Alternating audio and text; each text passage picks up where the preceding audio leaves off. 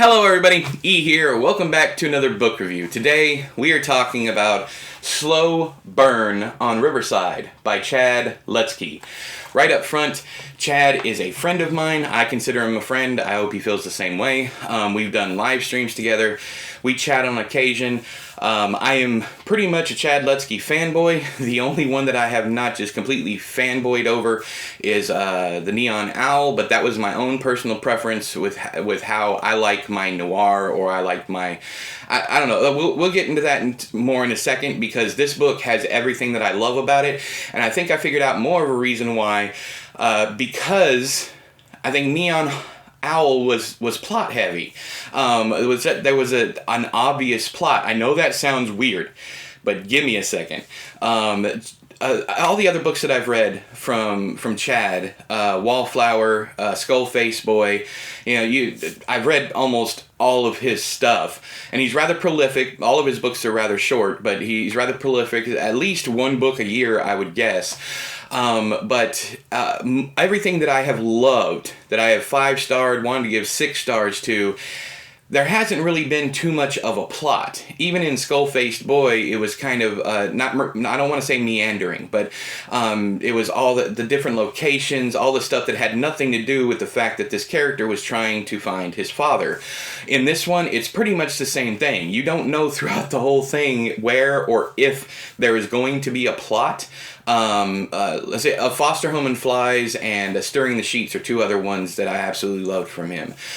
He does get some odd, unneeded reviews talking about how he's not horror.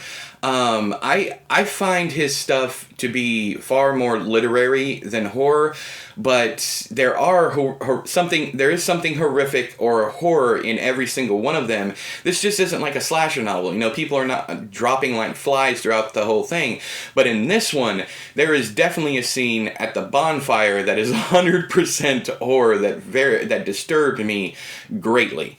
This story is about I think 18-year-old Jex, and that's the character's name is Jex, Jex, who moves into an apartment with a roommate, or a house. I can't remember which one it is right now. That's not the author's fault. That's my brain. And the landlady is a cougar. She likes younger men. So there's a lot of sex in the book.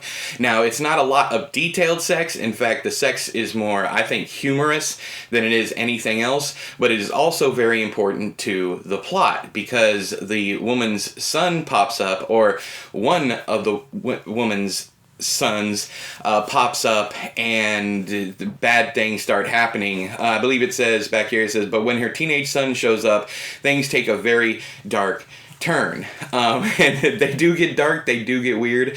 I want to compare this to something, but if I do, it's going to spoil the book for you, and I'm not even going to tell you my favorite part of the book, because Chad has mentioned that if someone even mentions this aspect of a book, that kind of spoils the experience for him, so I'm going to respect him and not even mention my favorite part of the book. But there was a part in the book where I literally yelled at the book, "Oh, fuck you!" because it was so good. And then I messaged him on Twitter and cussed him out because it was so good.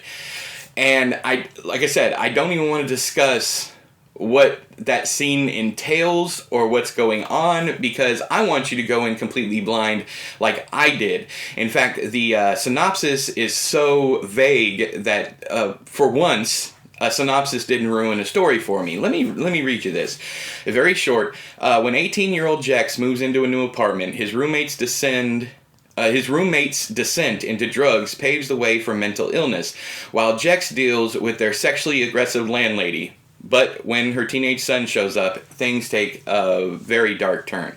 I loved all the drug stuff. This as a former addict myself, recovering junkie, I always like seeing the aftermath of drugs, be they good drugs, bad drugs, good experiences, or bad experiences. That's why I loved his book Wallflower, because my drug was heroin, and that book's all about a new addict, a person trying heroin and just falling down the rabbit hole into the disaster that is drug abuse.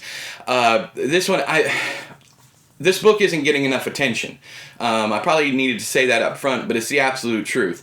This is probably, other than Skullface Boy, this is probably my favorite Chad Lutzke book, because I had no idea where this book was going, what kind of plot, what kind of story. In fact, my novel South of Here was written, I was trying to emulate Chad's style, because I originally wanted to write it with him, but our schedules kind of got screwed up. But that's where I got that from, hiding the plot, and making people think, okay, this is just a story about slice of life. You're just watching these people as their lives unfold or their lives go downhill or whatever it is. And that's what I wanted to do with that one. Whether or not I succeeded, I don't know. I'm not sure if Chad's even read the book, but he's who I emulated when I wrote that one. I love books that hide the plot, and I don't know why I hadn't done it before, but this one, South of Here, I guess shameless plug here, South of Here is like that also. This one is 100% like that. And I dig that kind of thing, but I've already said that. I am impressed beyond the pale how good this book is. And I think my favorite part is the fact that he hides the plot so well. You have no idea what's coming. You have no idea what kind of shenanigans this dude is going to get into, if he's going to make it. It's fantastic, and I hate that I can't talk more about it. I don't even want to put a spoiler section in here because so many of you are stubborn and watch the spoiler section anyways. And this is one of those books, kind of like Last House on Needless Street, where you 100% need to go in blind for you to enjoy it, I feel. So don't read any reviews, stop listening to me, and if you have not read it, go and read it. But have you already read it? Have you already read Slow Burn on Riverside by Chad Lutzke? If you have, let me know down there in the doobly-doo whether or not you loved it, whether or not you hated it, whether or not you felt meh about it. But if you felt any of those things, explain in detail so that we can have a discussion. But until next time, I have been E, you have been you. This has been another book review. I'll talk to you guys later. Bye-bye!